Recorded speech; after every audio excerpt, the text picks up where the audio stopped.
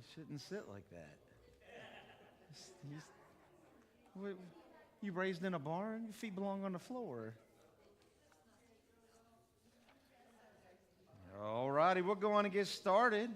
The money changers are done selling things inside the church.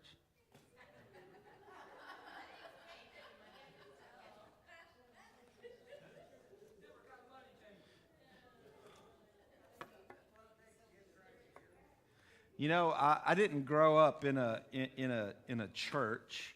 Kind of went, started youth group really when I was in high school, and that in that church we could do fundraisers. And I remember the first church, and then I worked in another church, and that church didn't care. But the first church I went to after I graduated with my bachelor's degree, it was out in the country, and what? Oh, and so we did some youth fundraisers, and it's what I've always known, and they called a church business meeting, and I was like, okay, so I went to it, and I got lambasted for being a money changer in the church, and I was like, I had never in my life, I just never, what are y'all talking, like, what? That's not even biblical. Like, it is in the Bible, but that's not what we're doing here, right? And it was really, it was wild. And so we ended up at that church not doing fundraisers, and we canceled. We couldn't.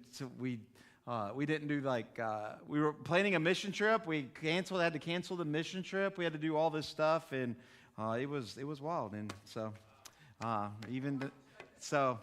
don't believe that. So, Ronnie, you can sell whatever you want in church. I'm fine with it.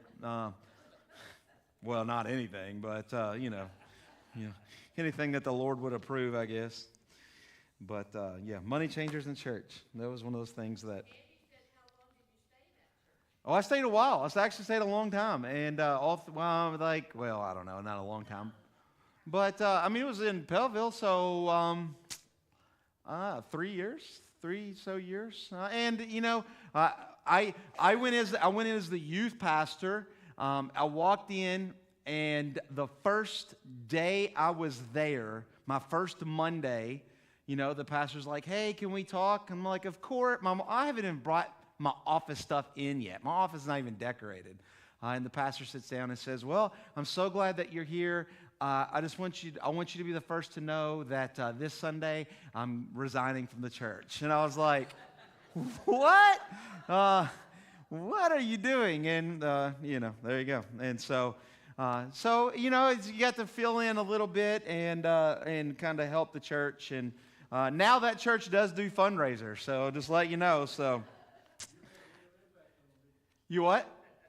I did have a real, what's funny? That's happened at several churches, so I don't know what that says about me, but it has happened at a couple churches. A pastor hired me and say, "Hey, I'm out of here," and so it's been interesting. But we are in the book of Zechariah.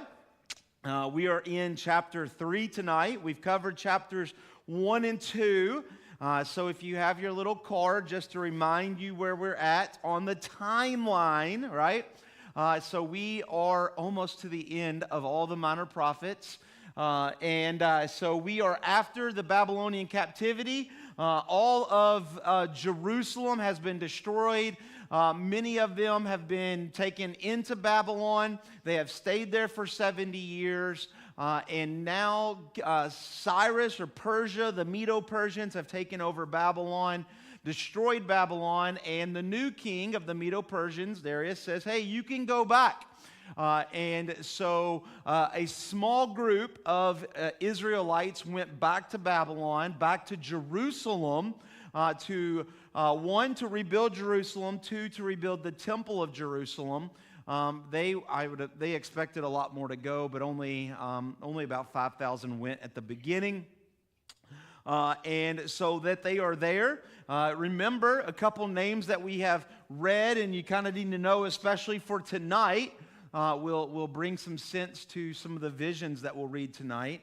There's a few key people you need to know. One, Zerubbabel. He is the governor of Israel. Not that Israel selected a governor, but Persia They needed somebody to make sure all these Israelites, leaving them is going to stay kind of under the rule of Persia, right? So they select Zerubbabel to be the governor